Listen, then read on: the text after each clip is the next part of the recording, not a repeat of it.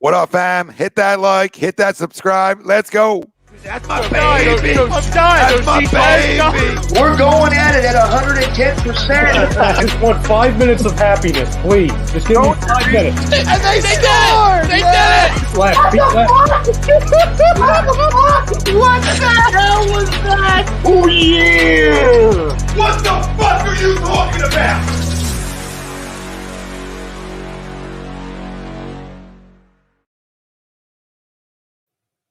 Hi, folks. Bob Mannery here. You're listening to A2D Radio, real sports talk radio for the fans, by the fans, no agenda.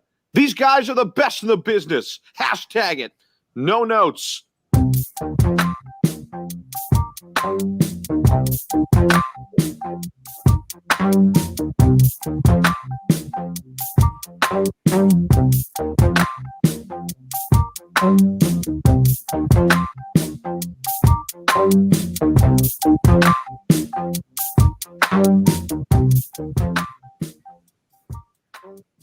Welcome in, everybody. It's Friday. You know what time it is. Fan Friday, only on A2D Radio.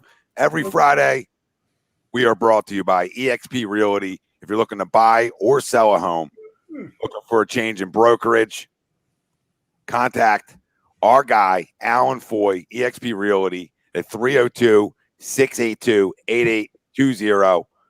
And listen, tell him we sent you. Tell him A2D sent you. Alan's a great guy, friend of the family. Zach Burr, weekly roundup, went to high school together, so close, right? We bring in family people here, family people. So looking to buy or sell, and a lot of people right now are looking to buy or sell. Housing market's flying. So if it's the time to throw your house up, I feel you're getting double. You're getting double for your house. So contact our guy, Alan Foy, eXp Realty, 302-682-8820. Tom Arnone, Johnny Smith, Pete Young, family out there. No Jake Friel tonight. Enjoying the shore life. I would say enjoying it, but it's 60. You know what I mean? It's 5 out. So I don't know if anybody's enjoying the shore this weekend, but if you're down there, listen, enjoy it. Soak it in a little bit. We got a jam-packed show in store for everybody chiming in tonight. We'll give our live reactions to the games going on right now. Obviously, you got a little dogfight.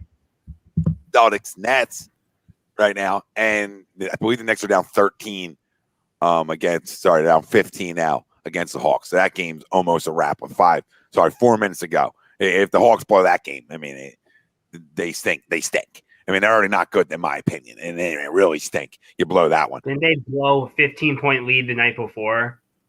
Yeah, but I don't know if you're 4 minutes, it's tough to do that. On the road, though, I think is left me more something you can be like aware of compared to them being at their home court. There's no chance they're losing this. Yeah, zero chance. Embiid, Simmons, best duo. We'll talk about that in a minute. Sixers playoff breakdown. We'll break down game 3, game 4. We'll let you know what's going 5. And we'll sort of digest on who we're going to see in the second round out of Atlanta and New York and tell you which team we would rather see. And give you live reactions on a possible Eastern Conference final team we could face in the Nets. We'll talk about a little bit of them tonight. And we'll talk a little bit about Milwaukee too, because we talked about in the past how they really they pose some problems to us. As much as I feel like we match up good against them, I also feel like they match up good against us. So we'll talk about all that throughout the show. Our poll question is brought to you, as always, by bodycheckwellness.com, and you can use promo code A2D. Get yourself 20% off at checkout. That's bodycheckwellness.com, promo code A2D, 20% off at checkout. And tonight's poll question is about that duo. No team will stop the Philadelphia 76ers if Simmons and Embiid continue to dominate in the playoffs. Do you agree or disagree? Let us know. Facebook, YouTube, Twitter, Twitch. That's where we're live. Everywhere you get your podcasts, we're there as well. Hit the like, hit the subscribe. Join the conversation tonight. It's Fan Friday. Gives you a chance to call in. So inbox me if you want to jump on. Don't even inbox A2D tonight. Just inbox me. Jump on. I'll send you over to the link, and you can come on and talk some Sixers with us tonight. No Eagles on the table tonight. Sorry, family. I know a lot of our family wants to talk Eagles, and it's a year-round thing. Not tonight. Not tonight. We're talking playoff basketball. We're talking potential matchups, and we're really talking about how good of a duo Ben and Joe are. And as I segue into this poll question, right? Year ago, 2 years ago, 3 years ago, people out there told me, with a straight face, people out there couldn't yell and scream enough how they couldn't play together. Right? That's all I heard. All I heard everywhere on social media. You couldn't hide from it. It was everywhere. Everyone would tell you, oh, well, look how one plays without the other. Okay. This year they're 37-7 together, which in an 82 game stretch would be a 69-win team. 69-win team. Just them two together. We're not even talking about Tobias, anybody else. Just them two together. Go look at the years past of when they played together and their record together. All right, so when we talk about best duos, okay, we'll rank them. We'll rank them, not trios, duos, right? So if a team has 3 guys like the Nets, give me 2. And we're going to rank a 1 through 5, maybe a 1 through 10 in the NBA on best duos. So we'll get into that sort of intersync with this poll question. And I agree. I agree. I've seen something I wanted to see in the playoffs. I don't care who you're playing. Like I don't care who you're playing. I wanted to see Ben Simmons fingerprints on games, right? And I already know what Joe is. Like, you know what I mean? I'm not worried about Joe. Really, it was the binoculars on one guy, and that was Ben Simmons. And what we saw in game 1, people, I'm critical of Ben. But what I saw game 1, okay, the points weren't there. Fine, bro. You have 15 assists and 15 rebounds. I'm not gonna come over here and harp on points that night, right? I just want you to be more aggressive at times, and you had your handprint all over that game. So I'm good. I'm good with game 1, and it's a win, right? All I care about is wins. Game 2, now you impose some offensive game, right? In terms of scoring. So you had 22 before you didn't play the last, 12, the whole quarter of that basketball game, if not 10 minutes. Played 22 minutes, I think. I forget his exact time, minutes played. But I think he played 20. I think he played 26. But yeah. 26, okay, and 22 points. That's where I was going with 22 points. But he didn't play like any of the fourth quarter. So that's imposing your will offensively, playing downhill. And I know the postseason slows down, but he showed me things in 2 games, 2 separate ways to impact the game outside of defense, even playing great defense, right? And that's important to us. That's so important. Johnny P, that's what we talked about. It wasn't about Embiid. It was, there was talks about Tobias, and I seen Tobias in 2 games give me that same feel. It's different, right? Something different that we didn't see from these guys in the postseason in years past. Yep. I know it's Washington. Here's what I have to say to that, Tom, what you just said before I answered the poll, okay, about Ben Simmons. You just said this is something we haven't seen from Ben Simmons. We actually have seen this from Ben Simmons. He averaged a triple-double in his rookie year against Miami Heat, another bad team in the first round. Then what happened second round when we faced a good team? He was nowhere to be found. In the same team. 2018-2019 season. We played the Brooklyn Nets, who were a bad team, just like the Washington Wizards. What did he do? He had a 34-point triple-double in Game 3 without Joel Embiid. We're like, oh, here he comes, playoff Ben Simmons. And then when we get to the Raptors series, he's nowhere to be found. So the thing with the Wizards, like, I'm happy that he's doing this. Obviously, I'm super happy to see him do it. But at the same time, we need to see this when we play better teams. So for now, I take it with a grain of salt. I'm glad he's doing this, but I hope he keeps it up. I can't point to this and say, well, he's arrived now. He's not going to be a problem when we face the Bucks or the Nets or maybe even next round because he has done this before. He has, but we're also talking about 2017, 2018, 2019. He can be a way more physical player in 2021 than he's ever been throughout his career going downhill. So can he disappear, John? Could he? Sure. Wouldn't it be something new, right? It wouldn't be something we haven't seen before. I just want to hope he's evolved in that winning basketball, right? So I don't know. He wasn't even, he's put up the numbers in the postseason, but this team's also like I feel like it's better than the teams, even though their record doesn't state they are. They're sure. better Washington team than probably those two teams were at that time. But you're right. Can he do it? Can he do it in the second round versus the Knicks, right, or the Hawks? Can he do it in the Eastern Conference Finals? Can he have his handprint all over games, right? I don't have that answer yet, right? None of us do, but it's a good sign. Because I look at the alternative always, right? Like the alternative is I don't know if you played the first two nights and we're 1-1 in the series. That's the alternative. And I don't care if he has nights where he doesn't show up as long as we're winning and he's playing great defense. Like, because I'm just counting down the wins.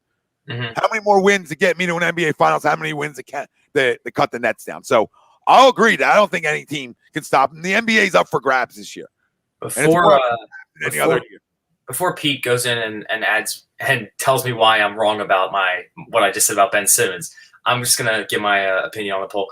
I'm going to say I agree as well because of the fact that when Simmons and Embiid are playing super well, something that's different about them than other duos is that Simmons, if his game is rolling, it involves everyone else. So teams need to try to stop one of those two guys to stop the Sixers. So if they're both full throttle and not able to be stopped, then the Sixers are really, really an elite team because Simmons is running the lane, he's kicking it out to shooters, he's finding the open cutters, everything that you would want from your point guard. And it's like other duos like Dame, Lillard, CJ, right? You can shut down the guys around them, and you can be like, all right, we're gonna make those guys beat us. You can't do that with the Sixers when you have a player like Simmons. Go ahead, Pete. So what do you say? So do you disagree with the poll, John, or do you agree to this? No, I agree. I just not sure if it's going to continue like this. Okay. I just wanted to make sure. So we could have a clean sweep because where the apologist is going. we were like really nice. I mean, we segued this really on a tee for this guy. Like I've been listening to Johnny for like almost 2 weeks in the chat group, and I've had to listen to it and listen to it and listen to it. And my guy comes out, fingerprints all over the game, 15-15, the first Sixer since Will. Stop. Now there we go. Like, come on, let me have that one. That's the only overboard I'll go. That's my only overboard I'm going to go. I'm gonna come back down. All right, reel it back in. All right, I've been waiting 2 weeks on that one. All right, I want to come back down. Like, look, obviously we need Simmons to show it. Like, I love him. He's one of my favorite players. Like, I need more from the guy. Like, obviously, but after watching what he's done the last 2 games, I feel confident that this is what he can be. A guy who's going to be an elite defender, a guy who's going to have his fingers all over this game, a guy who can drop 20 if need it be. Does he always need to? No, because I think Tobias is stepping up into his own and being a stud. I do think when those two guys are on and it's going, who's stopping them? Like, obviously there's some other great duos in the NBA, but like, what is Harden? I mean, not Harden. What is Irving and KD even done together? Like, they've played like 10 games together. I don't know what they are. Like, I don't know like a lot of these teams are. Like, there's very few duos in the NBA right now that you can even look at and be like, you can trust them. You know what I mean? Like, it's just like you can't not trust Ben Simmons and Joel Embiid and believe they're just the best duo in the NBA. I mean, when it comes down to it, I trust these guys. Like, I trust them playing together when they're going off. Well,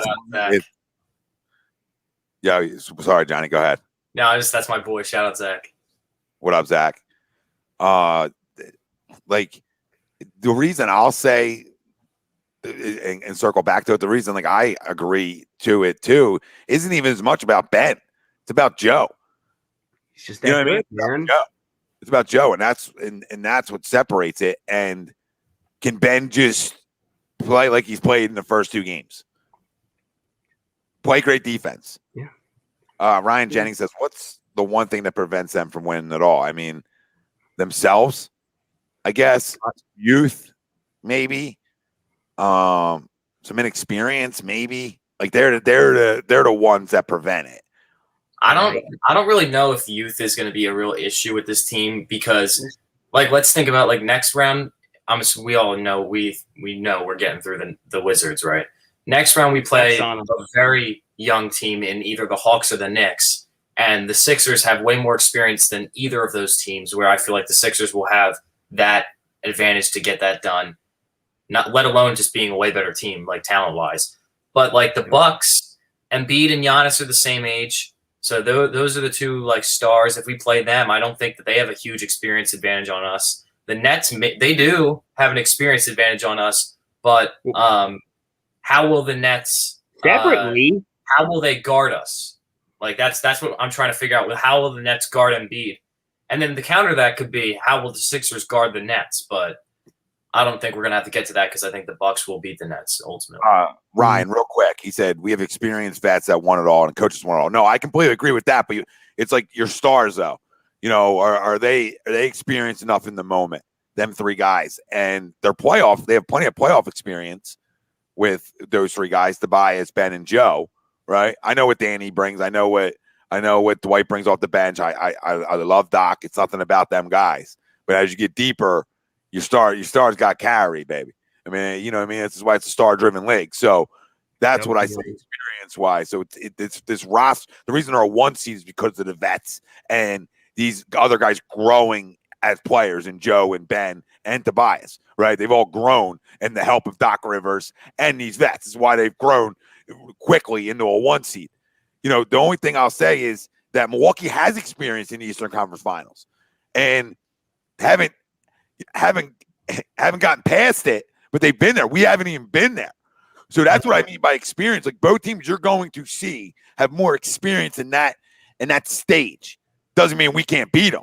Now it depends. Who do we see in the finals, right? Like, I don't know. Who am I seeing? Am I seeing I'm assuming I'm not seeing LeBron, but I don't know. I'm never going to write him off until he's not in, right? Like, I'm never going to write him off until he's not there. So who am I seeing? Like the fact that the Suns, I really am disappointed that Chris Paul got injured because I thought the Suns could knock the Lakers off. But did you not expect it just a little bit? That he got injured? Yeah, I mean, it's not really surprising, but it's still sad. Like it's sad, but it's just like it's just one of those checklists. You're just like, well, LeBron in the playoffs, got it. Chris Paul hurt, got it. Clipper team underperforming, got it. Yeah, but like, I really don't think the West is that tough, to be honest. Like, I think the Lakers are going to walk right through the West, right to the finals. And yeah, I thought that the Suns knocking them off would have been good for whoever comes out of the East. But now that I think the Lakers are pretty much a shoo-in for the finals, it's going to be a tough matchup. Yeah. Wayne says, just not sure about the poll. There's a big if in that question. That team in Brooklyn is scary too. No, everybody's scary. Milwaukee's scary too. Milwaukee's just scary as well. Brooklyn should scare people too. But we should also scare them. And that's what I want to keep saying.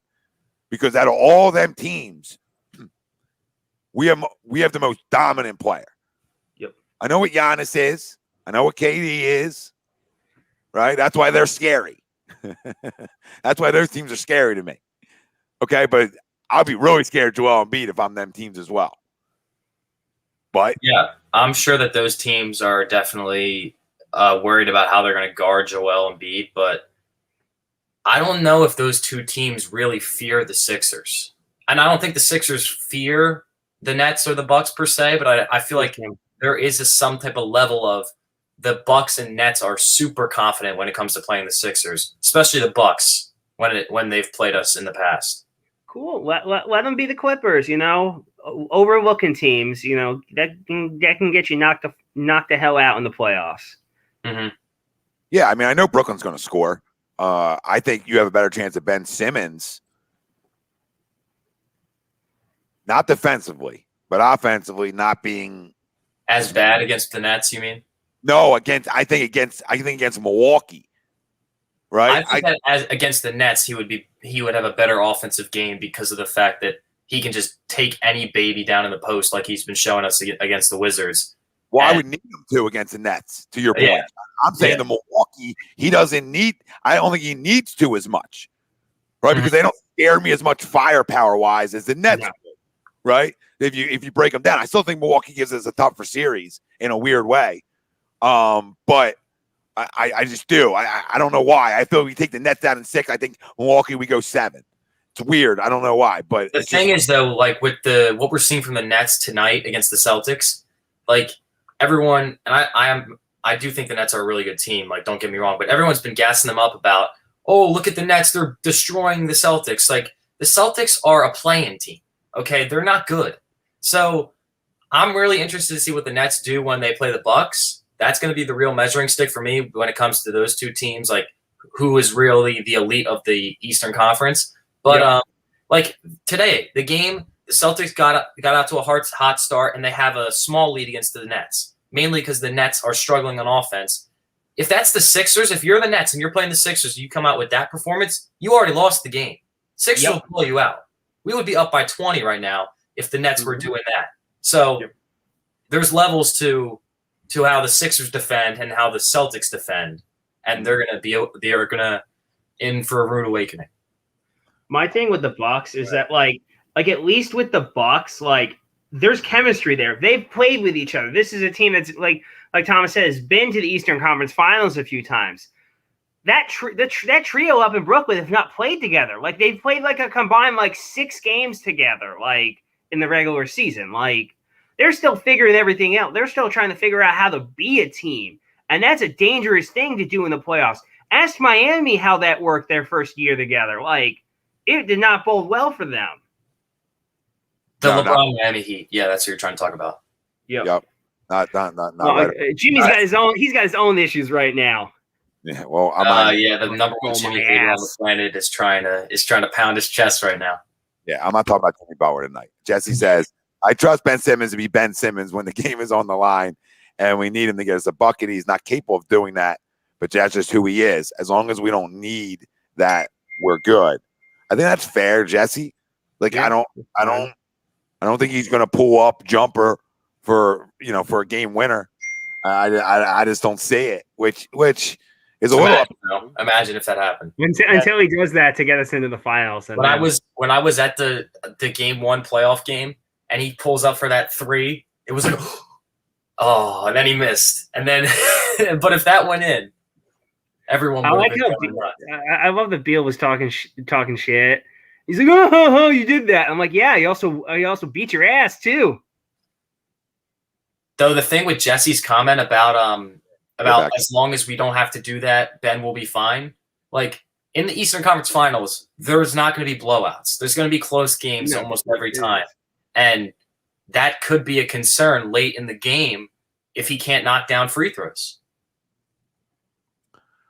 Yeah, I mean, you can't go 0 for 6. I mean, that's unacceptable.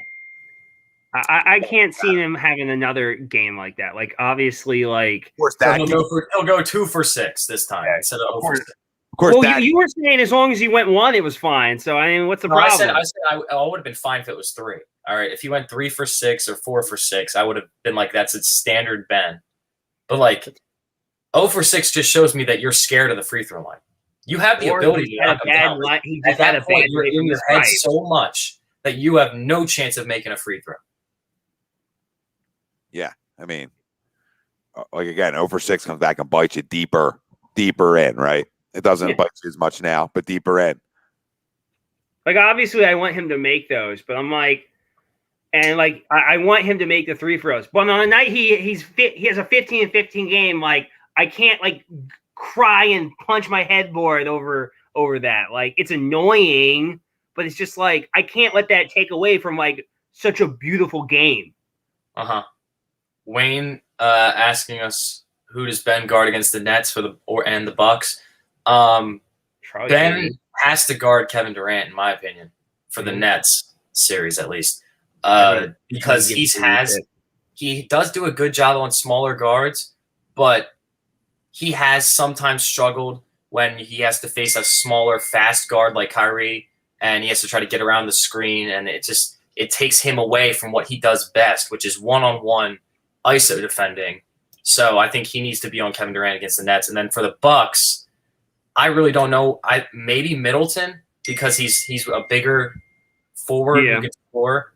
I don't think Holiday's like a guy that is a volume scorer that we need to waste Ben on, really. So I think Middleton is the guy, and then Embiid can handle Giannis. Yeah, or maybe like a double, maybe sometimes Tobias on Middleton and Ben on Giannis. Mm-hmm. Yeah, Also do that too, and keep Joe it's just on. all going to depend on the situations. Ben can defend Giannis until Giannis starts getting down low, because we've seen Giannis. Ben cannot defend Giannis. We've seen that before. Nobody can outside of Joe. Yeah, nobody can down there. I would say the Nets. I would say it's tricky because you might need. You might go to buy. There's always a chance you go to bias on Durant.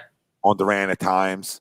I could see Ben on him at times. I could see Ben on Harden at times. You got to give him different looks, though. That's for sure. Because it's too good to give him the same look every game. They're going to figure it out. Couldn't agree more. No doubt. And when you have the ability on your perimeter to do that, I think that bodes as well as for the Sixers for sure. But that's all going to come down to Doc Rivers, in my opinion. Like I feel like having him as your coach is huge, because it's going to be up to him to decide how we handle that. Who guards who, like rotations, like what you're going to do, switching things up. Like, and I also think it's where Thibault comes in huge in certain situations, to where if other people are having a hot night, maybe you can put him in a little bit longer than most nights, because what was it, four blocks and 5 steals or something like that in like 19 minutes. Yep. He's ridiculous. Like, that's crazy. Yeah. He's unreal. And I love the fact that we stole him from the Celtics. It makes me laugh my ass off every day. Yeah. I mean, like, I love telling the Celtics fans that, but you know what they tell me? They tell me, "Oh, what about Tatum? We took Tatum from you." So that's like, cool. He hasn't done whatever. But Jersey boys, Harris, I think, is good. Last time I checked the injury report, I don't think he's on injury report. He practiced today. Curry didn't practice, but I feel like he's a day-to-day thing, so he'll probably play on Saturday. I wouldn't even play him. You don't need him. Like, you're fine. Like, well, yeah. I mean, if he's borderline, then sure. But give him another 3 days. Who cares? Yeah, and George Hill can slide in. George Hill. We were asking on our show last time we were here when the regular season was going on. We were like, "Where's George Hill?" We got George Hill. He's here now. He's here now. Yeah, he's been playing really well. I probably wouldn't start Hill. I'd keep him on the bench. I might start Corky. Oh no. No, because I don't need him to do anything. I just need him to shoot threes. He can't. He doesn't make them. I watched this man miss wide open threes over and over and over. You've also watched him hit like daggers. Yeah, I don't want to waste George Hill in the starting lineup. Like Furkan Korkmaz is not. I'm not saying no. He's just not a playoff player. He's just not. I'm not saying he's better than George Hill. I'm saying that. No, yeah, I know what you're saying. I'm filling the role. I'm filling the role.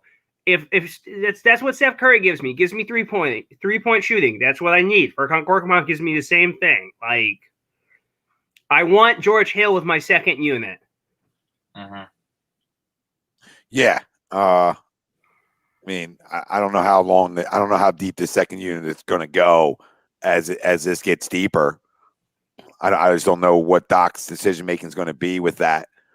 But I'll tell you one thing. Doc is going to stretch his bench farther than he should. And maybe that's okay because we can get to the Eastern Conference Finals by doing that. And then maybe in the finals he slows it down a little bit. But I'll say this though. I mean, Tyrese Maxey showed that he deserves to play over Shake. Yeah, for sure. Yeah. Not even a question. So could you run? I mean, we're showing your second unit with Maxey running the point, or vice versa. 1-2 guard combos. I'm good with. I'm good with. But I mean, but then you say like, okay, you don't want to go too deep with your bench, but then there's certain guys you like over there. So I always continue to say, I just don't want the line changes unless it's a blowout. Like, you know what I mean? Or you're up double digits. Like I just don't need to see line changes. And I think everybody can agree with that. You want to go 5 guys off your bench, go 5 guys off your bench. But I just need to have them guys be playing with a Tobias, a Ben per se, whatever, right? Yeah. And I just like to point this out about like Maxey. Like everyone's been everyone's been so like we all wanted Maxey to get playoff minutes because he really stepped it up at the end of the regular season. And he's been playing really well. He just looks like he gets it more now, like the rotations, how to run the offense, stuff like that. When we drafted Maxey, really, I loved the pick, and I thought this kid has a chance to have some real talent in the NBA. Yeah. But I did not like what I'm seeing from him now is like legit all-star talent. Like I'm not trying to overstate it. I feel like next year with this coaching staff, with the veterans we have on this team, he can be something really special. Yeah. And I think he showed you the ability to like not play for a minute, right? And I say ineffective. Yeah, and then to be able to continue to develop and get better and put in the work, all the things that I loved about him. And then the one thing that translates, which is speed, right? Yeah. And the ability to get to the rim, and he has that. And somebody said he's a great, just a different look. But his speed coming off your bench is important. That speedy look. Jesse's right. So he's earned minutes. Now, as it gets deeper, I don't know, right? I mean, I don't know. I don't know. Well, Doc's been using him in a way that's like at the end of the quarter, like there's not much to lose. He puts him in, sees what happens. Or we're blowing the Wizards out, and then he'll play like the entire fourth quarter like we saw in game 2. But we don't. And I don't want to. And I'm not overreacting the Maxey on what he is. Mm-hmm. But I still think if there was a March Madness last year, and he goes top 10. Yeah, I think his running mate quickly does the same damn thing. So who's playing for the Knicks? So I think both of them guys are at least lottery picks, and that's the way it is. I think we stole him, and he'll continue. He'll continue to get better. Continue to get better. But it's a great problem to have moving forward because when you have really special six men, you're usually sitting in the top 3 spots in a conference. Mm-hmm. Usually how it goes. I really like Maxey. I think he's a really talented player. I just need people to chill a little bit because they're like, "Oh my God, he's gonna start. You got to bench Seth," and I'm like, "So look at the monster games he's had." And I'm like, I get it, like he has, but the 2 monster games are one is a COVID game where he was like the only NBA player on the court, and the other is where they benched everyone. And he's like one of the only other guys on the court. Like aside from the fact that he was playing against the NBA MVP, Jamal Murray, Gary Harris, all those NBA players. It doesn't matter. If I give you 100 shots, you get the ball. He didn't take 100 shots though. He took 30 and he made 40? 17 of them. If you score 40 out of 100 shots, like I kind of expect a little bit because of the volume. Like I'm not taking anything away from him. I think he's an amazing, talented player. Who the sky's the limit, but I think people need to just bring down a little bit, just calm down a little bit. Like next year, he's primed to blow up because he's starting to get hot right now, which is awesome. But as much as I like Maxey, I'm not screwing with my starting lineup. Like it's just ridiculous. Like I agree with you on that. He's had his moments, which is great, but I'm not getting crazy with it. Yeah, I mean, Colin, that's not what Pete's trying to do at all. No, he's just saying he's not starting him right now. So if you missed it, he's like, I'm not starting him. Not that he can't play, but like you're not going to mess up. We only spent 2 minutes talking about how much I like him. Well, the thing is, what Pete's trying to say is, and where I will give you some credibility, like about the Nuggets game where he had 39, the Orlando Magic game he had 36 or something like that, 31. I don't know what it was, but. Those games, he was the primary option on offense. If we insert him to the starting lineup, he's like the 4th, 5th option where he's going to be catch and shoot. That's Seth's role. He's not as effective as a catch and shoot player. He's just not as effective as a catch and shoot player. He needs the ball in his hands to do that scoring damage. So yeah, putting him in the starting lineup doesn't really make sense. No, it makes him sit around. You know what I mean? Essentially, he'll just be standing around. Yeah, it makes Ben sit around really, because he would be your point guard. I mean, to me, he's gotten better. His 3-point shooting the three's gotten better as the season's going on. For sure, absolutely. But he's not got your confident enough running in a 2 guard, in my opinion. No, not yet. It's not. Like we all love Maxey. Like no one here is saying like I'm not saying I don't love Maxey, but I've seen people get a little crazy with it. And I'm just trying to explain to people is that as much as we like him, down the stretch and then big moments of the playoffs, you're not going to see him. Like, and you just can't because you can't play your full team. Like, this is a 8 to 9 maybe in the playoffs. Like, and that's a maybe. I really hope that you're right about that, and Doc doesn't do what he did last year with the Clippers, because we saw Doc run full bench lineups when the Clippers go up by 12 against the Nuggets, and then that's why they lost the game, because he'd keep the bench in there too long, and then they'd lose their lead. They come back in, and then it's down to the nitty gritty where they need to try to pull out the game in the clutch time. So, well, in that situation, you would think your all-star defenders and Kawhi Leonard and Paul George would be able to get it done. Like, come on. Me being the Kawhi and Paul George detractor that I am, they're overrated as defenders as of now. They just completely are. Kawhi Leonard's getting step back, one-legged step back, spin move. Luka Doncic doing whatever the hell he wants to him. And he's just not the same defender anymore. Kawhi hasn't been the same since the injury defensively. No. Yeah. Yeah, exactly. And Tyrese will have a bigger role next year, especially if Danny isn't back. Yeah. I'm not really sure what they have to do with each other because they play different positions, but I get it. Yeah. I don't know if Danny – I feel like I would love to have us bring Danny back just off the season that he had on a 1-year deal. I want him not for $15 million. Like, he has to take a pay cut to come back, really.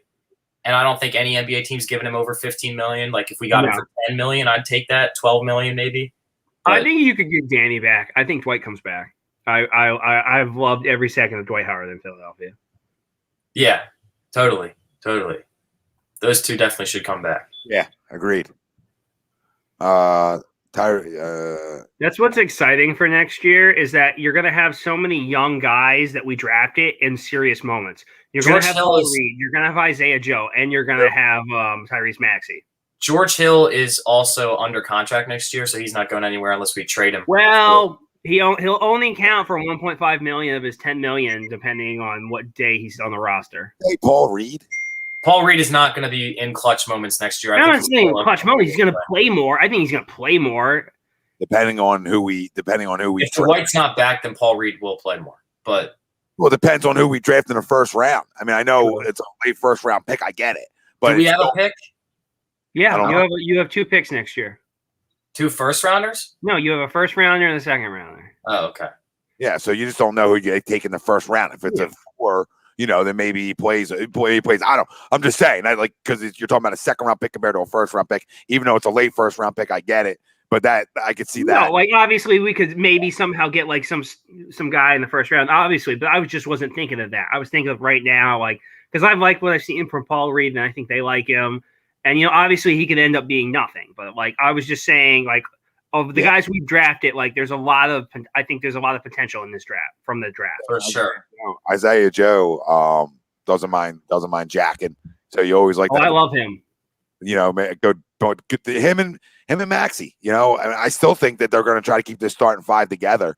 So, I still think that's a spot for him and Maxey next year to sort of run that second unit in their second year.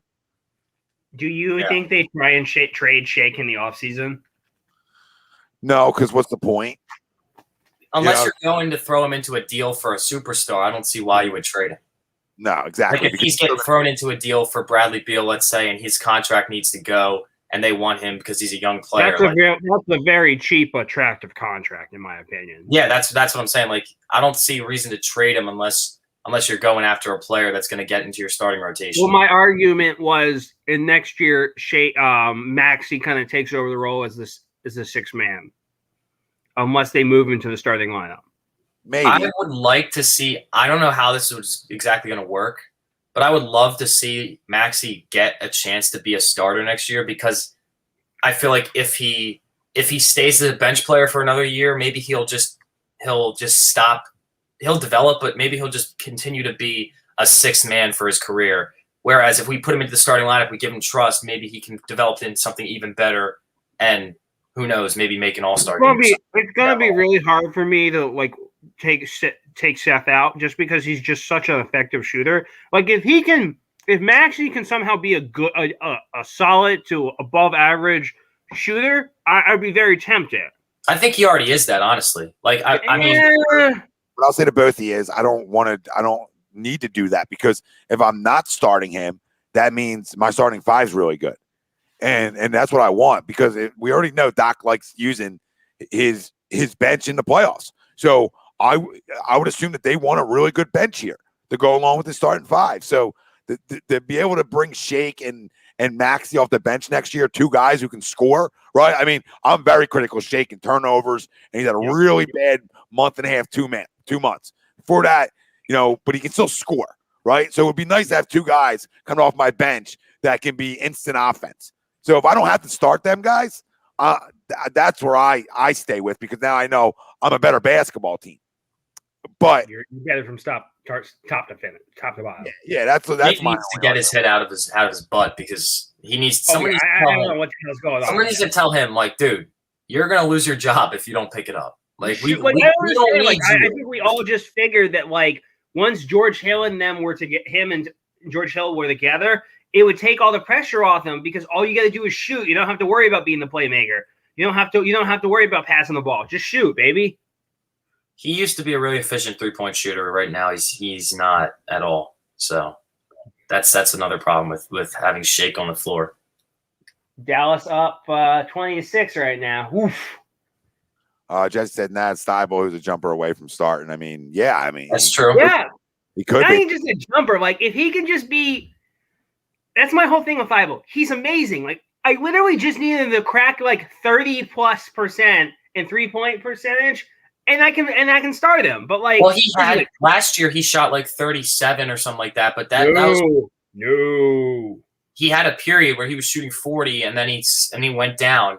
Right, his yearly average, I believe, was not that bad. It was in the 30s somewhere. So like Thibault's average, we just need to have a visual representation that he can be a consistent shooter, because right now, like, he played great in the playoff game, and game 1 and 2, he shot some threes that were nowhere close to going in, like, not even close. Yeah. I mean, I don't think he needs to start for you either, because my whole thing is run it back again. I want to run this starting five back again. Depending on what happens. Mm-hmm. Yeah. Like, I need to see, if I'm Daryl Morey, and I know how Daryl Morey thinks just based off of his past GM jobs. If I'm Daryl Morey, I need to see the Sixers have at least a competitive 6 or 7 game series in Eastern Conference Finals, whoever we play. We can't be going out in 4 or 5. If you make it to the Eastern Conference. You make it to the Eastern Conference. There's no way they're out in 5. Yeah, well, there's no way. Like, I'll put my whole reputation. There's no way. So let's just say they get knocked out in 7. I'm running it back. Exactly. Yeah, I'm running it back, and now I know my bench guys, my young guys, get another year. They get another year. Then you tweak a few things, right, Johnny? Like, you tweak a few things, little things that you need to tweak, right? We have the flexibility, though, more than most other contending teams to make a big splash in the offseason, based off of our contracts, based off of our young players, based off of our complete control of first-round picks. We have a lot of assets to package if a star did come available, and Morey's going to jump on it. If the Sixers, I personally think that's what I would do if the Sixers. I want to see them make Game 7 of the Eastern Conference Finals, win or lose. I agree with you, run it back.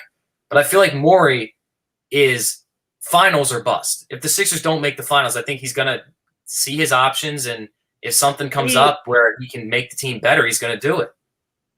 Obviously, but like, I just don't think that. Like, I don't think he looks at this. It's like, oh, if we don't make the finals, it's a failure of a season. Like if you don't make the Eastern Conference Finals, that's where you hit the panic button and you start ejecting some dudes. Like, if you go, like Tom says, to Game 6 or 7 Eastern Conference Finals, you still had a good year. And obviously, you look to make changes here and there.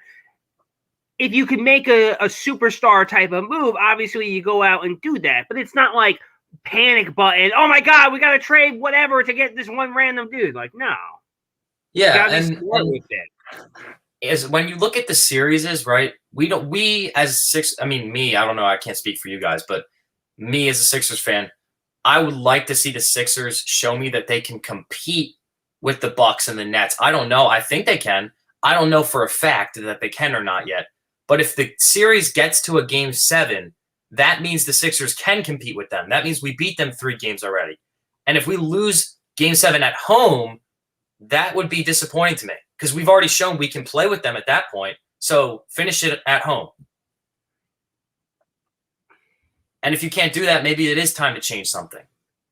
I mean, if your idea is you lose a game 7 in the Eastern Conference Finals at home, and your reaction is, well, got to start trading some guys, I don't know what to tell you. I'm not saying trade Joel Embiid, trade everyone, but I'm just saying, like, I'm not trading. If I lose in a game 7, all that tells me is, well, all right, I need to tweak a few things. I don't need to trade major pieces if I'm a game away from going to the finals.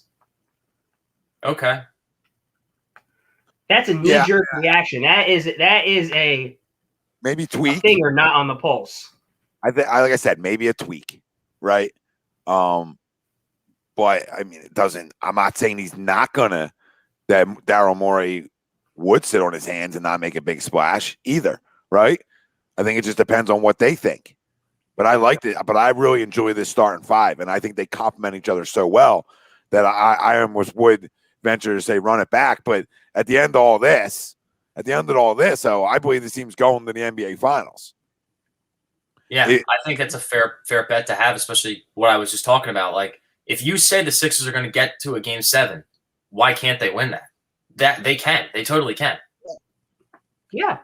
They could also lose it. Like if you're basing it off like one game where it's like they lose a game 7 by like 6 points and you're like, trade dudes. Like, nah, man, it's a little overblown. Like, I'm not bashing you or anything. I just think it's a little overblown. When I make my predictions for the Eastern Conference Finals, if I'm going to pick against the Sixers, that's why I'm always going to say Nets in 6 or Bucks in 6, because I just don't think it's going to be real challenging, especially now we have 100% fan capacity. That's something awesome we can talk about a little bit.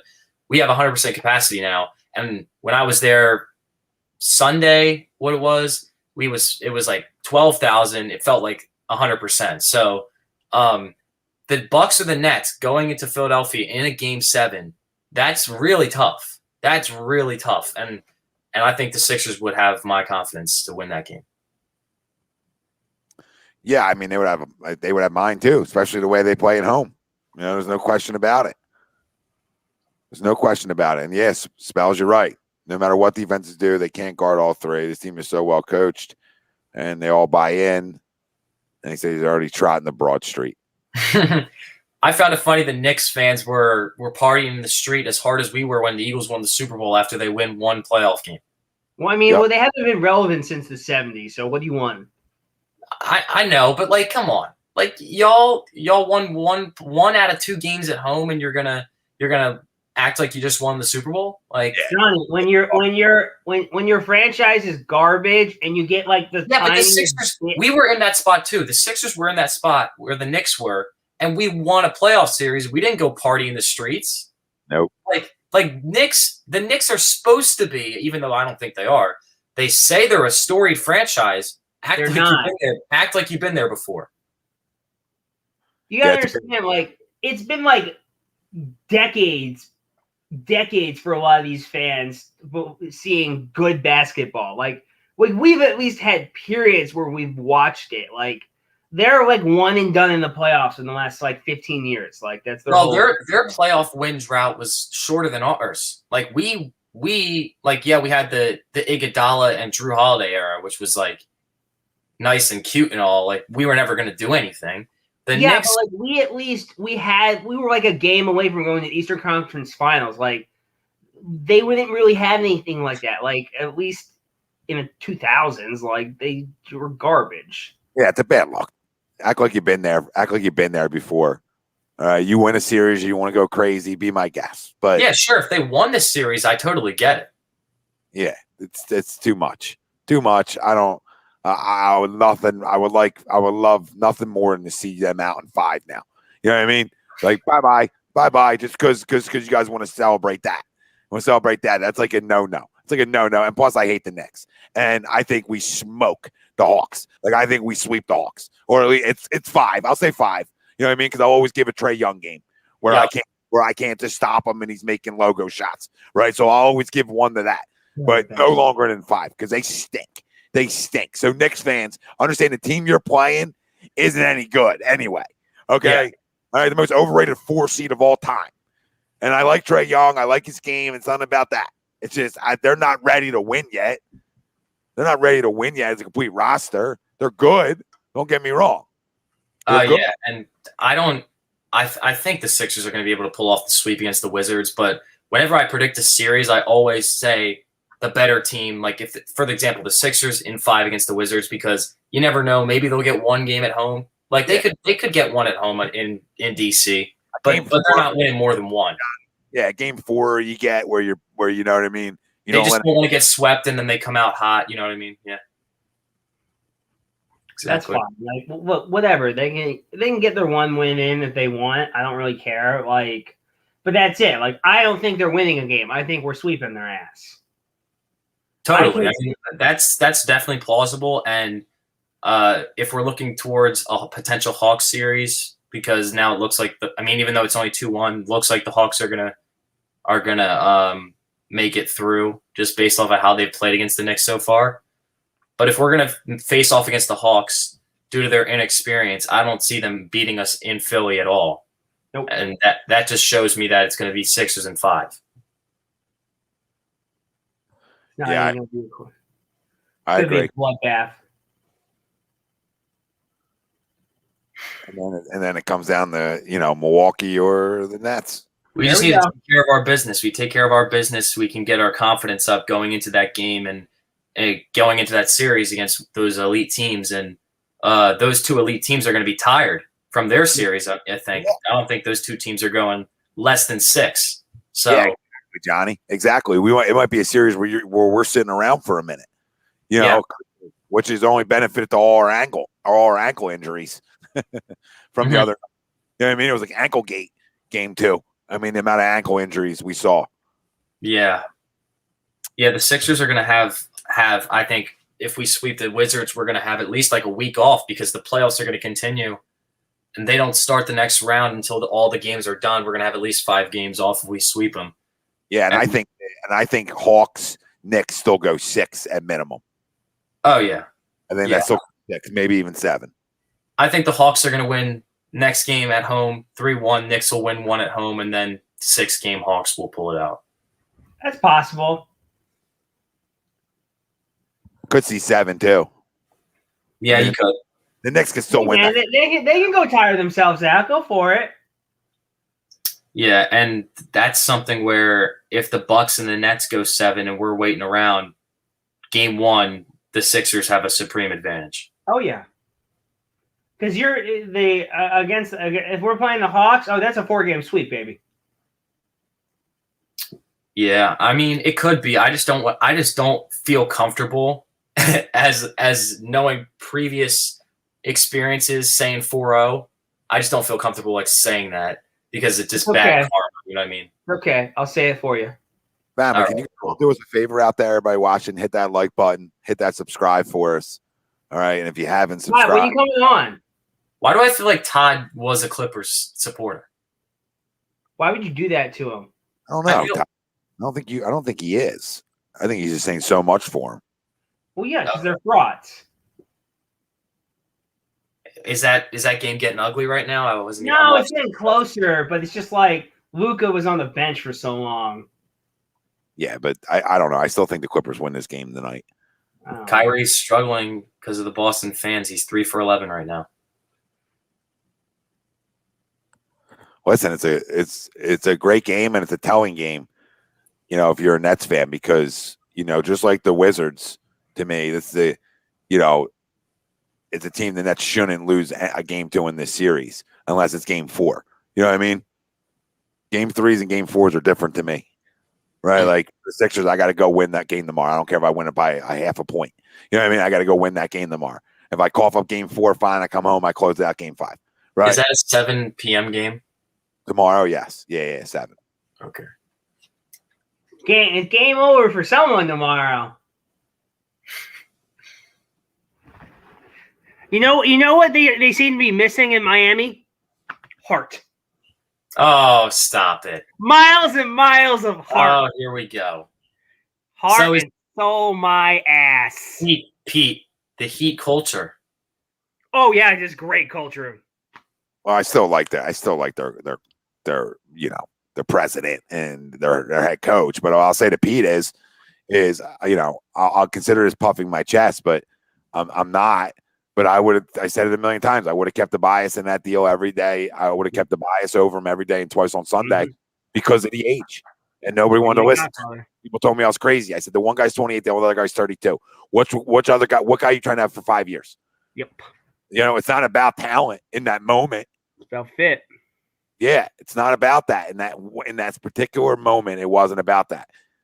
And Tobias, I just don't think we're the same team if we keep Jimmy. Like, he needs the ball. He needs the ball too much in his hands, and he's not a great 3-point shooter. Like, Tobias has bought in and been everything you've needed him to be in this. He's been a solid defender. He's been a good passer. His jumper has been wet as shit this year, and he's been a great 3-point shooter. I just want to say, like, to the Sixers fans that are saying these 2 games against the Wizards and what's happening to Jimmy right now shows we made the right decision. No doubt about it. Like, we did. I don't like. Let's wait a bit. If the Sixers make the finals, then I'm all with you. Like, we totally made the right decision.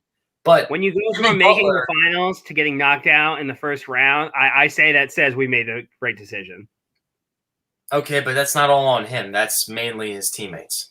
So is the minus 40 he has right now in the last 3 games? Plus minus is that on him? I just want to know. Teammates on the court. It's not based off of you one-on-one. Well, yes, but you still get a rating as a player, do you not? Mm-hmm. But I've seen you're like if you're a minus would be a plus 20 and do nothing. He's still not good. Like he's not helping that team. Like, obviously they're not helping him, but he's not doing what he needs to do. Like, I mean, Giannis is just too much length for him as a defender. Like, crazy thought. They don't have the bubble to help him anymore,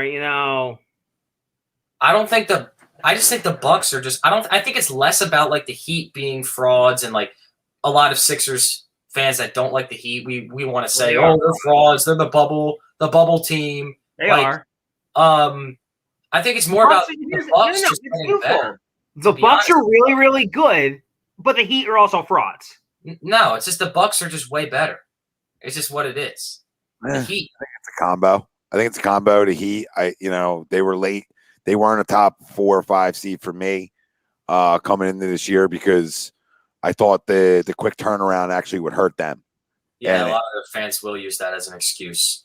And it hurt them. It hurt them a little bit to a point because they didn't have a healthy Jimmy, off and on this year. Mm-hmm. And that is what it is. But I still think that they were a little bit of a mirage last year as a whole. They caught a little lightning in the bottle. Yep. And I don't think they're as good of a team as they think they are either. So I think they're like in the middle there, right? For maybe a 5 seed is where they really maybe should be. But again, what's that? What's that? I don't think any of the big dog teams or the top 3 should have any fear of playing the Miami Heat. You know what I mean? That's just my opinion. Like, they should not take you more than 6 at this point. Last year's Heat team, different story. They were everyone was shooting. Yeah, I mean, listen, Hero didn't miss last year. He can't make a bucket. So he's like 10% from 3 right now. 28%. He was doing music videos with what's his name in the offseason. That's how fire he was. Yeah, well, that's Pete's point. Jack Harlow. The bubble with younger guys, him and Kevin Nunn. I mean, I don't think Kevin Nunn's had a great year either. Nope. Kendrick Nunn's been better than Hero, but he's not done much. No, he hasn't played well. Yeah, but he hasn't played like he did in the bubble. Like, he gave him. Like saying you're better than dog shit. Like, yeah, and then they were without Jimmy for a while. They're just a meh team to me. You know what I mean? And that's what they always were. Last year was, again, they had Jimmy and everything, and he was playing well, but he's had a down year, even when he's played. What's up, Mark? He said, what's up, good sirs? He said, heroes are. Yeah, I think at this point, like back when the Sixers had that really ugly game against the Heat in the regular season, and I was overreacted. This would be the time where I think, can I pull up the clip? I think Pete can now say, I was right. wrong. I was wrong, and you were right. No. I want to hear that one more time on air. I was wrong, and you were right. God. I'm rewatching that a few times. Oh. First off, real quick, Boston up 96-79 under a minute to go in the third. The Nets play zero defense, about to give up 100 points, pretty much give 100 points through 3 quarters. All right, and everybody can tell me that you're scared of the Nets. Okay, yeah, I'm scared of their offense. Put up 130, give up 120, and they might still, and maybe they still win this. You don't even know. But the fact of the matter is, they don't play a lick of defense. Nope. And the Celtics have 3,000 fans in the building right now. You think the Nets are going to be locking us down when they hear 20,000 screaming? They hear Kyrie's hearing everyone calling him the B word on the court. Like, no. I'm not here to talk about basketball because there's more important things. Well, then I'm at a basketball press conference. But then after that, Pete, he said, "Let's keep it to basketball and let's not be racist like all Celtics fans are." Like that's just that's something I have an issue with. Like you want to say keep it to basketball, but then you bring up something that's not basketball. Like, what are you doing? See, that's my thing with Irving, and it's always been my thing, is that he's an amazing – he'll have a really great point. Be like, racism doesn't have a place in the world. And I said 100%. And then he'll be like, we need our own league. I don't need the NBA. And then 3 games later, it's like, why is the media painting me as this person? And then he does like 6 podcasts where he bitches and moans about the media. Like, I don't think that. Yeah, like I get what you're talking about like that, but Kyrie's just the way that he said that about the Celtics fans. Like, I don't like the Celtics fans at all. I hate the Celtics, and the entire city of Boston can catch this. But like, I don't think he's wrong. You're just crossing the line. Like, why are you bringing up racism? Like, you're painting the whole entire city just based off of some bad apples. Like, every fan base has racists. Every fan base has scumbags. We've seen that with the Sixers popcorn gate. Like, I don't think Kyrie's just trying to get in front of the narrative that when he has a bad game, like he is tonight. Yeah, he just wants to. He wants to skate around it. He wants to put something. Yeah, he's just going to put something in front of his bad game to point out. Here's the thing. He's the smartest player in the NBA, and there's nothing to do with the court. It's off the court. He's a goddamn genius. Oh wait, you got hurt? And you're gonna have to watch LeBron go in the finals? No, wait, no, I don't. I'm having surgery. He's a genius. Like he's a glorified genius. Like he will find ways to get him out of situations. Yeah, I could care less about Kyrie. Like I said, I'm more worried about I've been more worried about Durant and Harden than I am about Kyrie. Game in, game out. You know what I mean? Yeah. I'm more worried about that. Luka. Yeah, I'll say it again. Yeah, I'm more worried about the Bucks. And Yep. I'm not saying I'm worried. I'm just telling you, I'm more worried about the Bucks. Totally. I think the Bucks are a better team than the Nets. They are, and they're going to beat the Nets. It's going to be because they're a real team. They're just the Nets are just a bunch of the guys just sprinkled together. Mm-hmm. The Nets have had good moments recently, but again, it's against the Celtics who play no defense. So the Nets are a Porsche that runs once every 6 weeks, and when it runs, it is the sexiest thing on the street. But otherwise, it's just sitting in your goddamn garage. Yeah, and what I've seen from the Bucks so far, I feel like the Bucks have been the best team like in the playoffs so far. Like, given they are playing the Heat, but we all thought the Heat were going to push the Bucks to a 6-game series. I feel like most people in the media thought that just based off of what happened in the bubble, and they're just completely dominating them, offensively, defensively, to the point where they don't even know what to do on offense. Like the Heat, the Bucks defense has been so amazing to start the playoffs the Nets are going to have a real night and day situation with that. To have fun. Mark, Kemba has been overrated for years, and he's just getting up there in age at this point. Got all of that. I mean, the knee injury is a big part of it. I still think they're a tougher out. I mean, it's common sense if Jaylen Brown's playing, because I consider them like a light Nets, right? Like a light Nets. So they weirdly match up well with the Nets if Jaylen Brown was there. Doing a little bit of that tonight because they're getting that guard play out of Kemba and Tatum. So really, I mean Tatum, but Tatum's on fire. But you guys know what I mean, though. You add Brown into that, and they're almost like a light Nets. So what guards are going to play better on a nightly basis, right? So it's a shame it didn't happen for us net haters, but I hate the Celtics too. So I don't want them to win. It's almost like a series I wish it could tie. But or both could go home. Yeah, well, for all intents and purposes, though, like, hey, give me 6. Give me a 6 spot, Celtics. Give a fight to them. Put them through a little fight. That could be worse, though, because that means they play more games together than 3, which we almost don't want them to do. Because then we maybe become a little bit more fearful of them. Who knows? To me, I just want to see the Celtics get swept, just as a karma thing. Like last season, the Celtics fans paraded around the streets of the bubble that we got swept. And when we said, no, we didn't have Ben Simmons, they didn't want to hear it. Stop making excuses. You got swept. We're better than you. We own your franchise. This is what we hear all the time from the Celtics fans. And now that they're in the situation, when they ultimately lose, it's going to be Jaylen Brown wasn't there. Yep. So let them talk. Who cares? Weird how that works. Yeah, if they even, they're going to lose the series, but it just depends on how many it goes. And tonight's a big one for them because I don't think anybody even gave him a chance.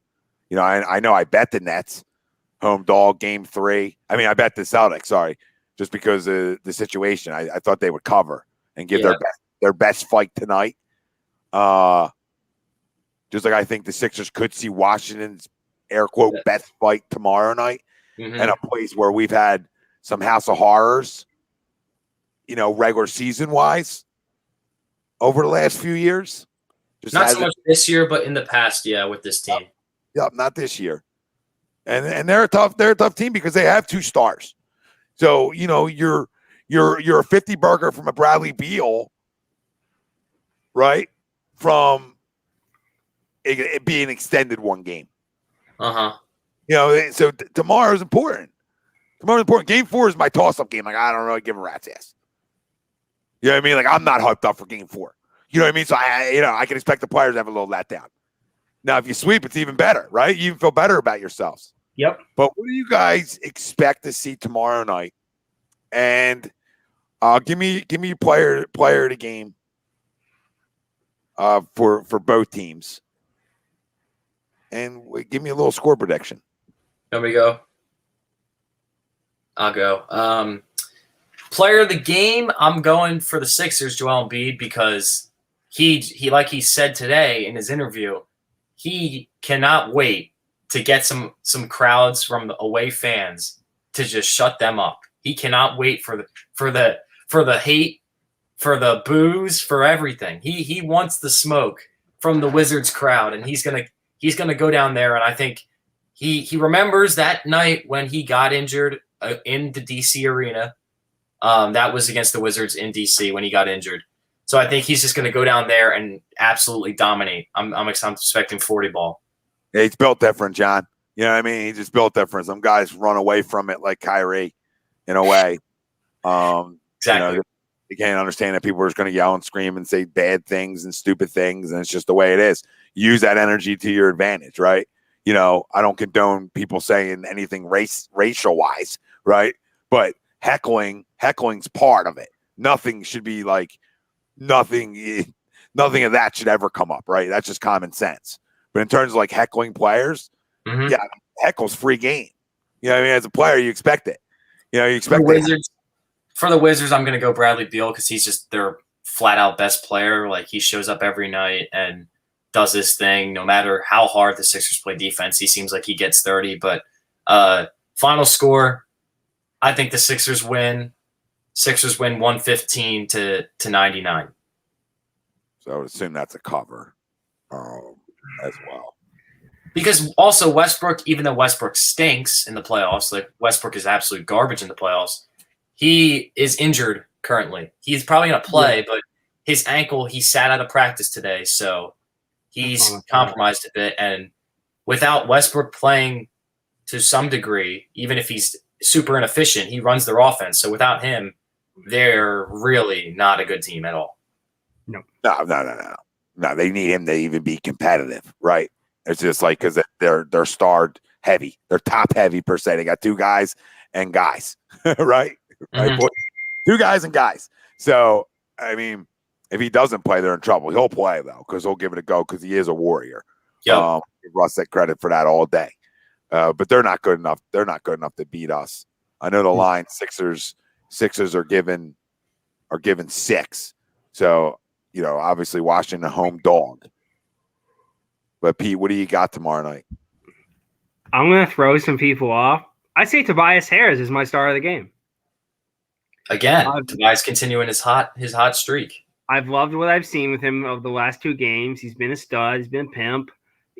He's coming into his own at the perfect time. And I would love another signature Tobias Harris game where he just starts flexing on dudes, especially as Jimmy chokes it away in Miami, to see that this is why we kept him. This is the guy that we have, and this is why we chose him because he has that dog in him. He's got that dog in him, and I think he's gonna ball. Obviously, Beal is gonna be that for the Wizards because Westbrook is garbage. Like Westbrook sucks so much, even my buddy who's related to him doesn't like him. Like, so that's funny. But I think it's an ass whooping. I think it's like 120-95. All right. I think Joe goes for as a big one. Oh yeah. Probably. I think Joe's ready for a 40. You know what I mean? So I think this. Yeah, I think this is a game he gets 40. I could also see Ben having a big offensive game too. I could just see it. I sort of wanted to go there, but I'm not going to go with him. And so I'll go Joe. And I think it's closer than you guys have it. I'll take us winning by 10. I'll go 110-100. Okay. And for them, I'll take Russ as the player of the game. Okay. For Washington, just going a different way there a little bit. And if you're the Sixers and we win this game 3, don't mess around. Game 4, close it out. Gotta get this done as soon as possible. Yeah. No. I mean, if you lose a game 4, I'm not as worried. Yeah. I'm not worried, but I'm just saying, like, it would be nice. I don't really care because the Knicks and Hawks are probably going 7, so it's like whatever. I don't mind seeing you play a little pressure, per se, basketball early on, too, where it's like you got to respond to a loss. You know what I mean? Like, I don't mind seeing that as well, too. Like, I don't mind it. I'm fine with you sweeping, too. I mean, you're going to know I'm not worried about you know what I mean? I'm not going to be upset if we sweep. I also don't mind seeing what's your response going to be to taking they're losing a basketball game, too. Yeah. The playoffs. This is like, an evaluation thing. It'll be interesting to see what the Wizards try as far as defense. Last game, they tried to double and triple Joel Embiid to really make Ben Simmons take one-on-one matchups, and he did. The game 1, they didn't really double Joel at all, which I didn't really get.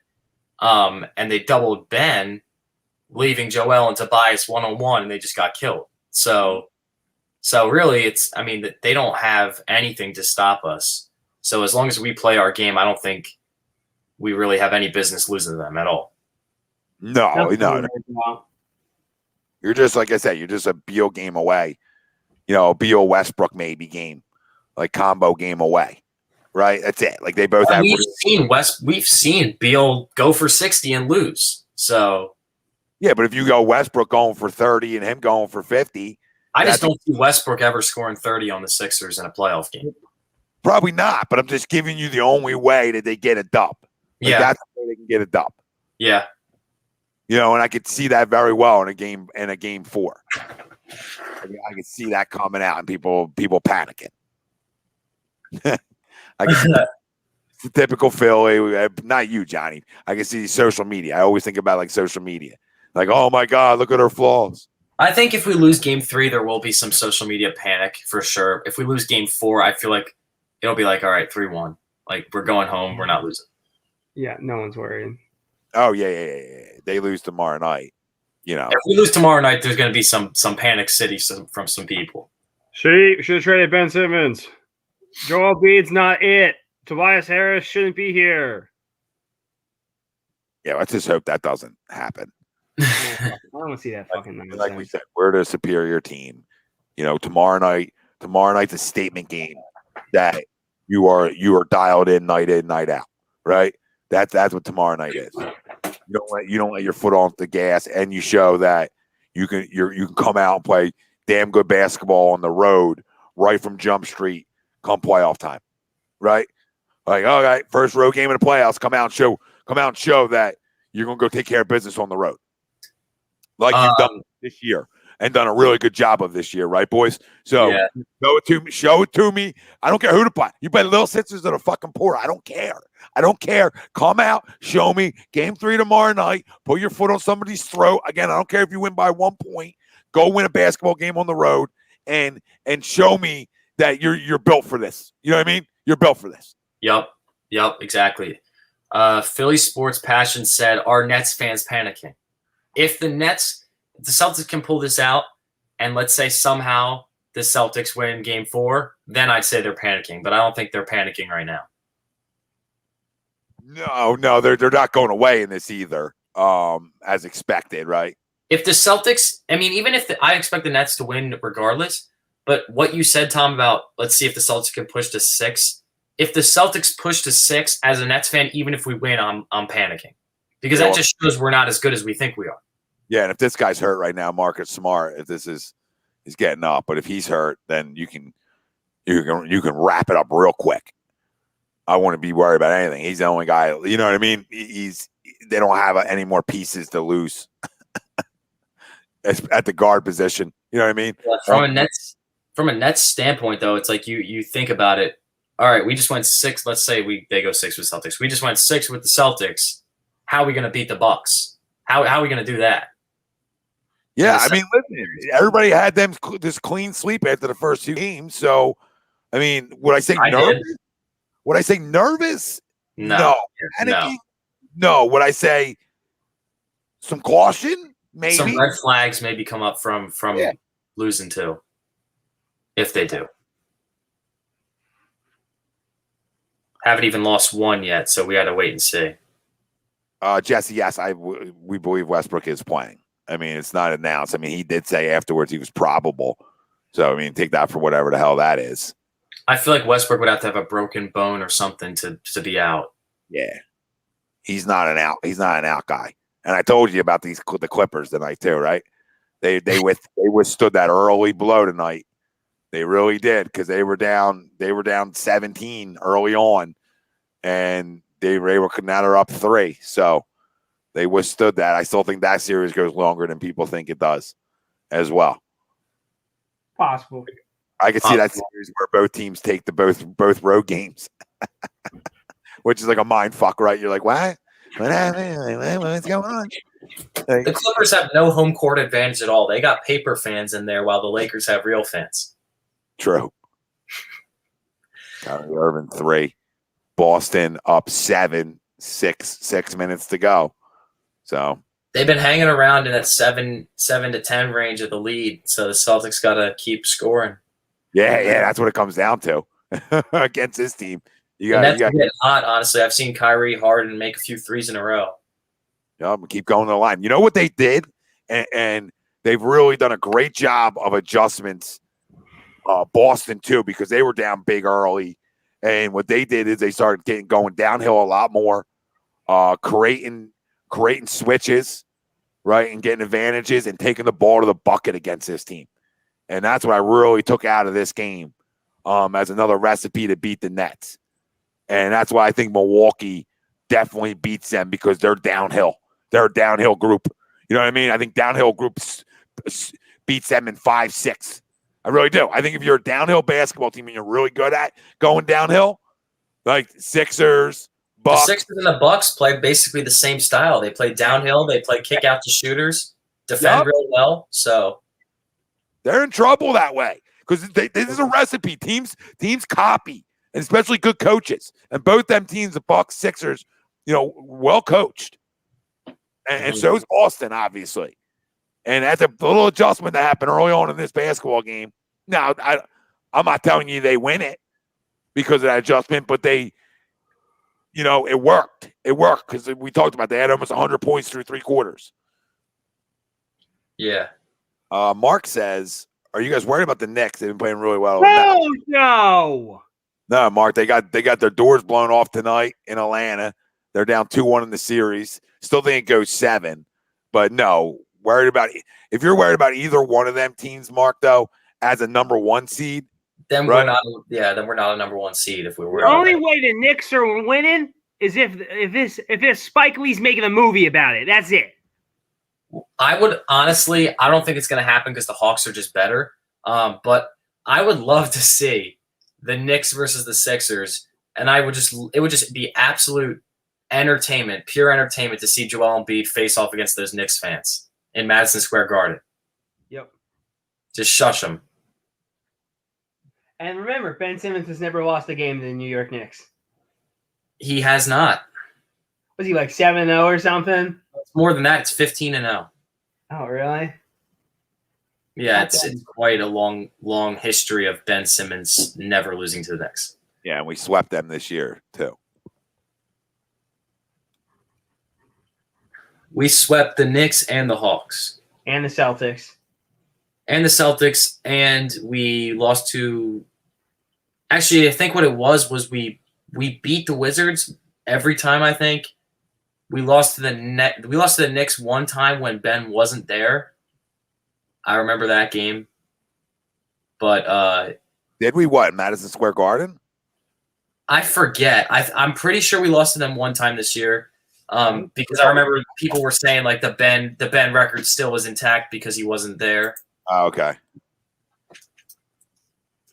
All right, Boston up 9. Was that the OT game, John? He won the OT game in MSG. That's what I mean. I won $100 on that game. Ben was there for that game. Where's the loss? I'm saying. Where's the loss?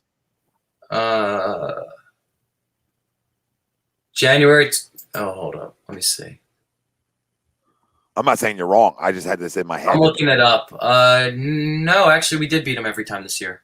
All right, I'm not going crazy then. Fine. I thought we had lost 1, but no. Yeah, you probably had that OT game, that Randall shot in your head too, like I did, like as a loss. You know what I mean? Like as that game, yeah, almost felt like a little bit of a loss because we couldn't stop them. I forget who we lost to, but out of those 4 teams, Knicks, Hawks, Celtics, Wizards, we were 15-1 this season against all 4 of them. And Donovan said the Hawks, which is typical. We lost the Hawks. All right, yeah, because they usually they'll have a game where they beat us. Yep. I don't think the Hawks are going to have as much success against us because past years where the Hawks would kill us was the Brett Brown pick and roll defense where we would just drop off with the center and Trae Young would just hit the floater every time, or if Embiid would step up, he would just lob it to Capella and like that team is just so injured right now. Every single time we play the Hawks, I swear they get like 1 million lobs at the rim, which pisses me off. But I feel like Doc Rivers' defense is. We've seen that this season. They don't struggle with the Hawks as much as they have. No. I mean, we switched on everything too. I'm just glad that we don't have a situation where like when Brett was coaching the team, every single night, whoever the point guard is on the other team, all right, going for 40. Get the bet ready. They're going for 40 because the Sixers defense will let them get open mid-range every time. Yep. Always. It was a guarantee. Like the Dame Lillard 55-point game in the bubble was the most predictable 50-point game I think ever in NBA history. Really? The TJ Warren game, that was pretty wild. That really killed me. They're like, oh my god, I'll forgive the TJ Warren thing because like he had like a 6-game stretch where he was like doing that to everybody. Yeah, he did, but I mean, I feel like we helped him. True. You know, we helped him feel good about himself too, which we did to every guard, literally every guard. So we really are a different team on the perimeter defensively. It's not even the same. So you hope that continues. 111 minute, 4 minutes to go. What's the score? 104, 111. All right. I'm a little behind on my phone. I'm trying to stream it. You need a TV down there. There's no TVs in the upstairs workspace. You're graduating. Ask for a nice present. I'm getting a laptop. There you go. You can watch it on there then. Yeah, it's still gonna be streamed though, so it's gonna be behind. Still get it behind a little behind. The only reliable source I have is the TV downstairs from the cable box.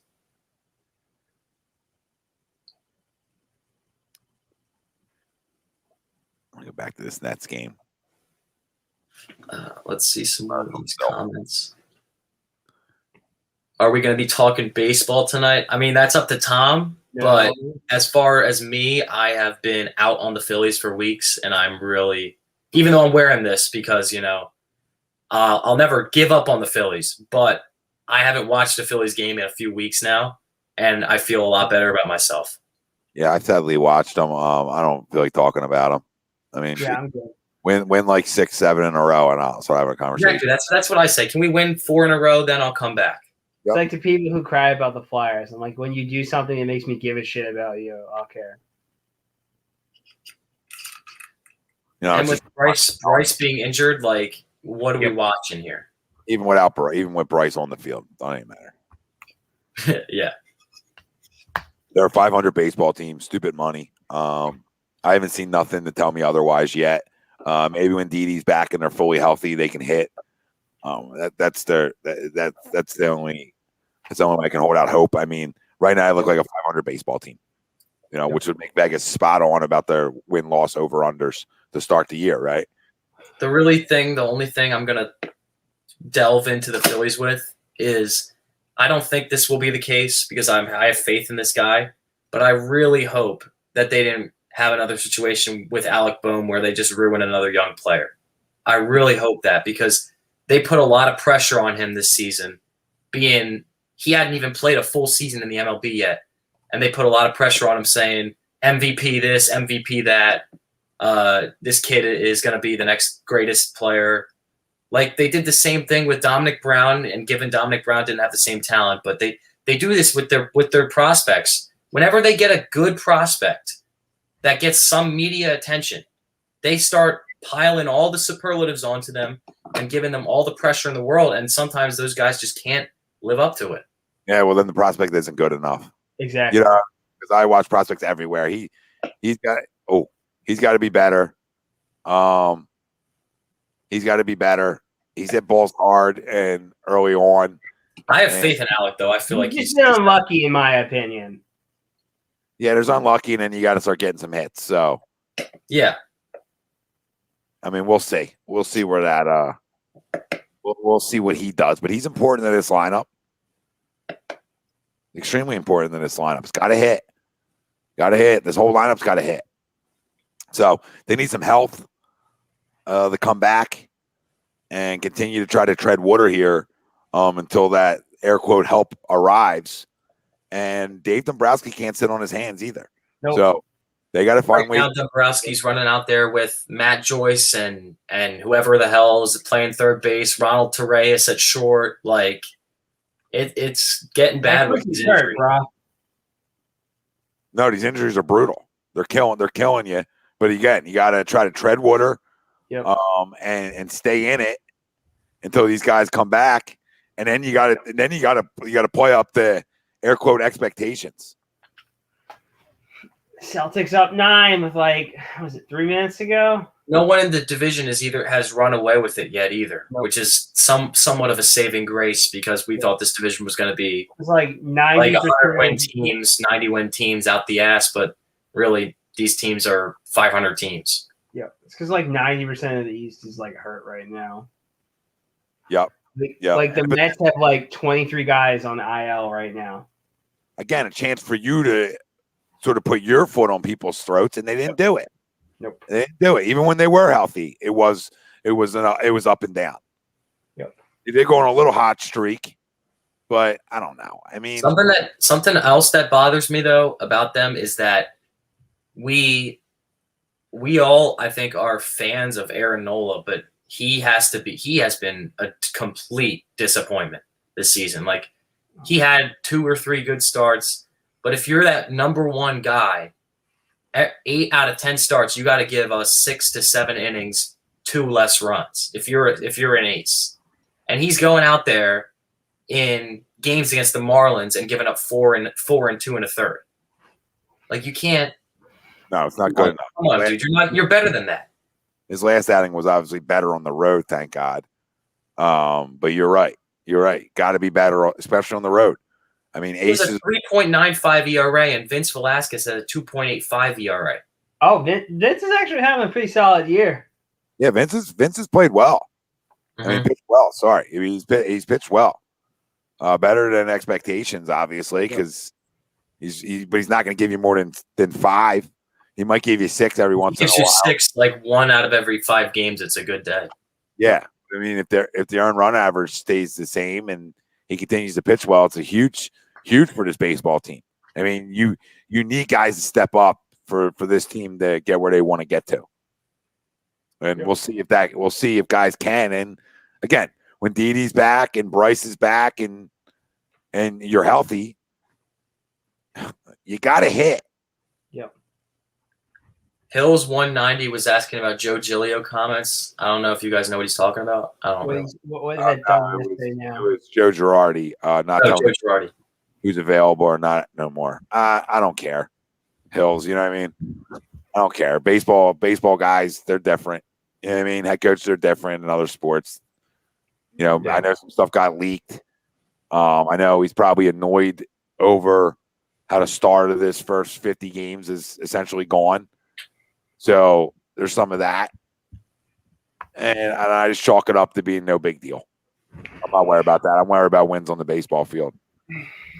Would you say, though, Tom, that if the Phillies don't make the playoffs again this season, Joe Girardi is potentially fired? Yes. No. No? 1 more year. 1 more year? Yep. And, yeah, the Phillies go to Tampa tomorrow for a 2-game series. Wheeler on the mound tomorrow, and then Sunday they have Eflin. So, I mean, you're going to Tampa with 2 good arms on the mound. Can you go steal 2 from a good baseball team there? I don't know. But you got to go 1-1 then, because at least then you went to this Florida trip and you left 3-3. I mean, I could take you playing 500 baseball on the road because they play good baseball at home. But everybody knows where I'm going with that. But it'll be nice to go down. It'll be nice to go to Tampa and take 2. You feel a lot better about this team.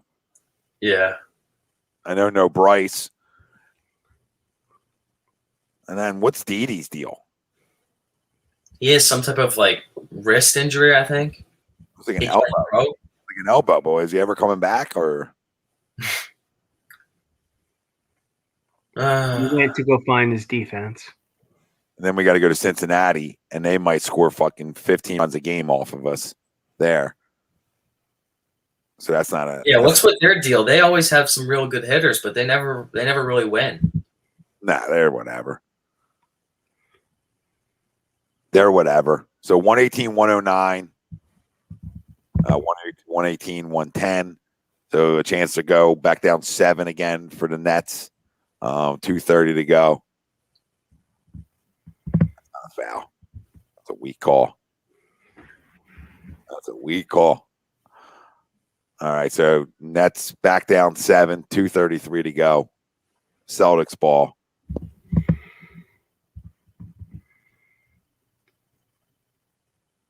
Can they shock them? Can they shock them in a game 3? Tatum gets the call, going back to the line. So Celtics continue to answer every time the Nets get a bucket. Yep. That's definitely something the Celtics fans can enjoy from this season, even though they've had a nightmarish season. Oh, one good game. He can ball. There's no question in that. Oh, yeah. Him and Brown can ball. Kemba's hurt him all year because he just hasn't been the same. And I know they were without Marcus Smart for a while. Evan Fournier is just a guy. Yep. We know, but I still would have taken him from Markelle Fultz over Jonathan Simmons. So still would have taken him for Fultz over Jonathan Simmons. Jesus, goodness gracious. Hey, I just don't. This is Maxey. I think Brian Colangelo is probably my most hated Philadelphia GM in a while, other than Howie Roseman, like for the past couple of years. Although I'm giving Howie a kind of a vacation period from his. At least he won you. At least Howie brought you a Super Bowl. No, but that's what I'm saying. Like Brian Colangelo was an absolute disgrace for however long he was the Sixers GM, and we're in a good spot now, and I don't love when people say like, "Oh, we drafted Markelle over Tatum." Like that was a complete disaster because at the time, Colangelo is like the legit example of like the idiot frat boy boss's son who like comes in and gets a job. Like it's exactly what he was. Colangelo is a fraud, yeah, and like the Sixers, if we had gotten a number 1 overall pick level player out of that draft, we would be an absolute dynasty right now. But Colangelo ruined that. So. Yeah.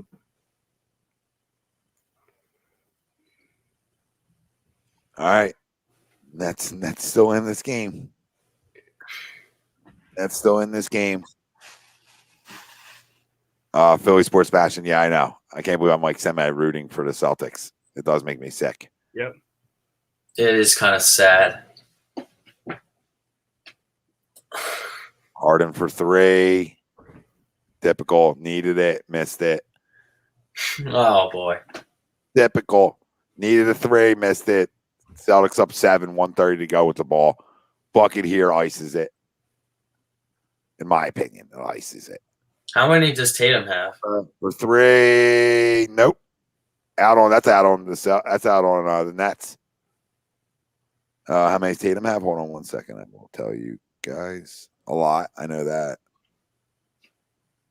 Definitely in the 30s. Probably like 38, I would guess. Tatum has 48. 48? Damn. Yeah. 48. So this game's over. Boys, any closing thoughts? Nah, I mean we got to everything we want to talk about. Sixers hopefully keep it rolling. Let's keep it rolling. What would one last thing? What would concern you? What can concern you in this series or make you worried? In the Wizards series? And what would it make? What would it take?